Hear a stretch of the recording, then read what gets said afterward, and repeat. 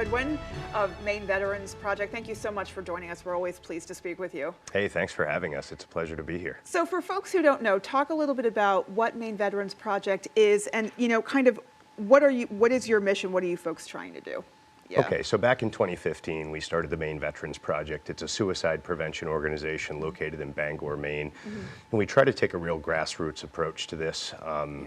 And we form a couple of different pillars to the organization with camaraderie-centric, team building activities. And then we have assistance and support like heating, fuel, vehicle repair, you name it. Yeah, I was just going to say, you folks work really hard to sort of meet veterans where they're at and address those issues that they're dealing with. What in your work with this group, what are the biggest issues that Maine veterans are facing right now? Well, I mean, we both know that Maine is a very challenging state, and I just think winters are tough, especially in an economy like this. So honestly, people were struggling a lot this year with food, fuel, utility bills.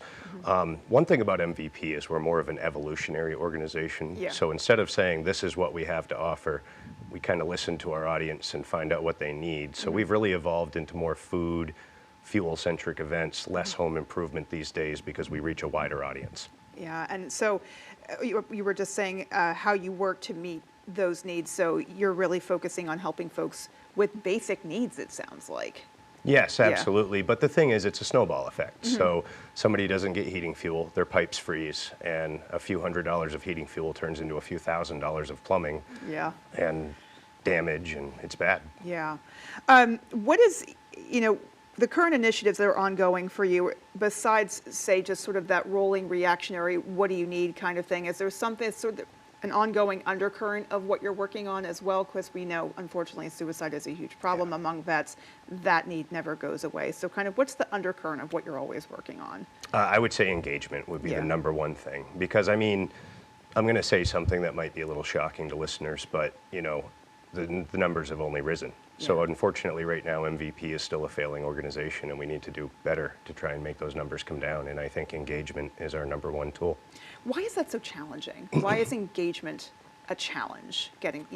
Is it just getting folks to come to you, or what is the challenge? It's the reason people move to Maine, and that's so they can be left alone. So a lot of this, it's just the stigma behind veterans. We get out after being in the biggest brotherhood and sisterhood on the planet, and we just isolate ourselves and we're alone, and then we feel weird hanging out with fellow. It's so strange how that paradigm shift happens from service to civilian life. So it sounds like also facilitating that transition would be a key focal point in sort of helping bring those suicide numbers down.